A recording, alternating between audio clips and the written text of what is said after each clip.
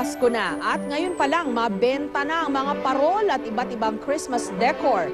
Live mula sa San Juan City, may report si JP Soriano. JP?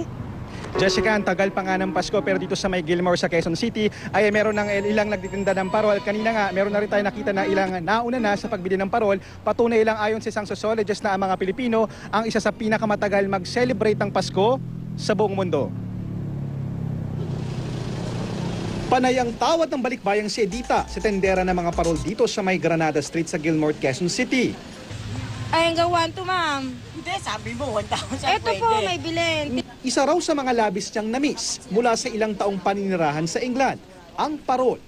Kaya naman kahit September pa lang, nauna na raw siyang bumili nito. Oh, kasi excited kami, tsaka gusto namin, parang naaamoy na namin yung simoy ng Christmas. Dito sa kahabaan ng Granada Street, ilang tindahan ng parol at iba pang Christmas decor ang nakapwesto.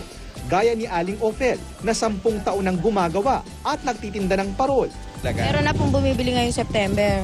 Kasi medyo mura. Kapag ka po kasi November, December, medyo mataas na yung parol. Kasi malapit na po yung Pasko. Mga kumukuti-kutitap na parol na gawa sa kapis ang nakadisplay.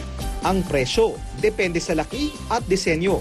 Mura pa raw ngayon, pero maaaring tumaas na ang presyo nito pagkatapos ng undas. Ang 20 inches na parol nasa 1,200 ngayon na pwedeng tawaran hanggang 1,000 piso. Ang iba pang parol nasa 1,500 hanggang 4,000 pesos ang halaga. Meron ding makukulay na reindeer na may LED lights. Pati si Snowman, ginawa na ring parol.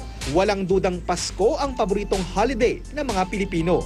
Ang pamilya ni Ruel Antiquin, inihahanda na ang mahigit 10 talampakang giant dancing Santa Claus na ito na i-display nila sa tapat ng kanilang bahay. Paso na raw ang Gangnam Style na background music nila. Kaya ngayong taon, ang hit dance craze daw na Wiggle Wiggle ang tugtog nila. Magastos man daw sa kuryente at matrabaho ang pag-display, mas importante raw ang kapalit nito.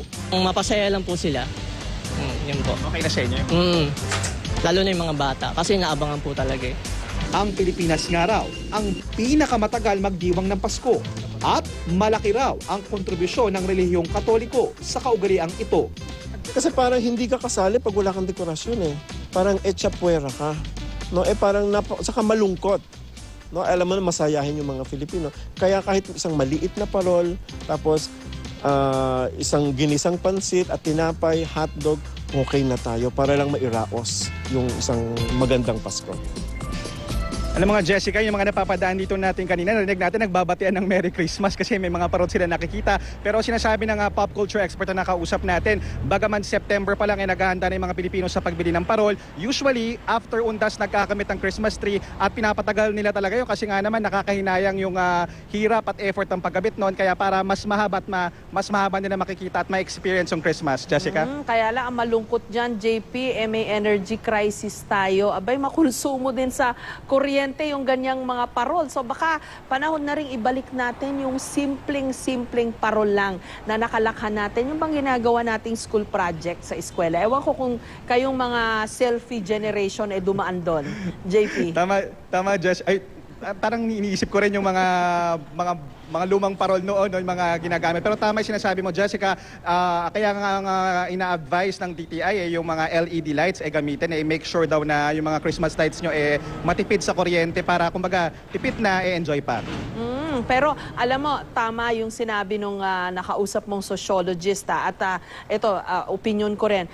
Pag Pasko, dyan mo nakikita talaga yung magandang pag-uugali nating mga Pilipino. Yung kahit simple lang, may mailagay ka lang na magpapasaya sa mga kapitbahay mo, lalo na sa mga bata. Sige, ilalagay mo, di ba?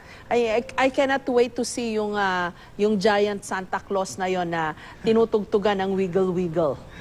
Saan ba yun? Sa may Kamuning yun, Jessica, talagang every year inaabangan yun. Talagang malaki siya talaga. Talagang kung ano daw yung hit dance hit ng isang taon, yun daw yung ginagawa nila. Tama yung nabanggit mo, Jessica, no? I remember nung nasa Tacloban ako, magpapasko na kasi yun, kahit grabe yung pinagdaanan ng mga kababayan natin doon, talagang naghahanda sila ng parol, gumagawa sila ng paraan para makapag-display sila. Patunay lang talaga yung hindi mo matitibag yung spirit, yung Christmas spirit ng mga kababayan natin. Kaya ako na mauunang babati sa'yo. Merry Christmas, JP Soriano.